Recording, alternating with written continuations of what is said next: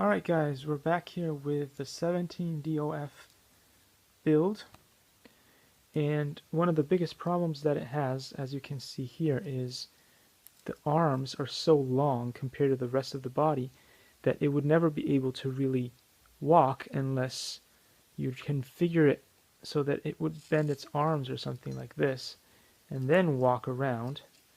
But then you also have this one joint here which is relying entirely on this servo here.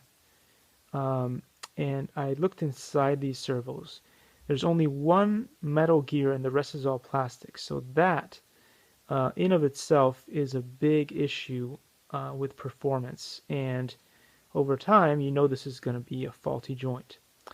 So I ordered a bunch of different parts, such as this kind of part here, and I'm hoping to turn one of these joints into one of these joints by having a metallic part like this, so at least most of the weight is distributed on this kind of joint and not directly on just the one part here, this sort of servo connector.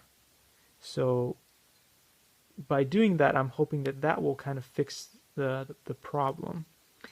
And I'm going to also be redesigning this whole thing because I'd like this robot to have more features such as what Alpha has. Now, if you go over here to Alpha and you put these side by side, you will notice that Alpha has an extra joint that allows him to do a split, for instance.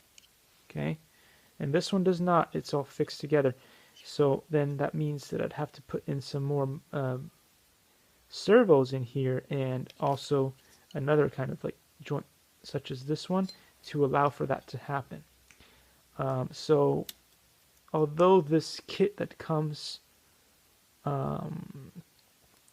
isn't like very complete, at the very least you can add things to it to make it a better system.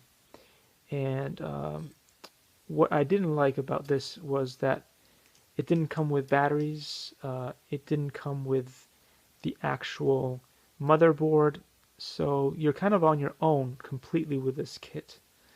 And I tried to communicate, talk with the people that sent me this kit, and they have no instructions for the thing.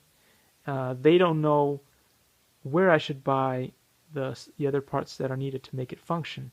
So, you know, it's one of those kits that you buy online, and you know, I was expecting Walmart to have better customer service on this, but they rely on third parties to get stuff done.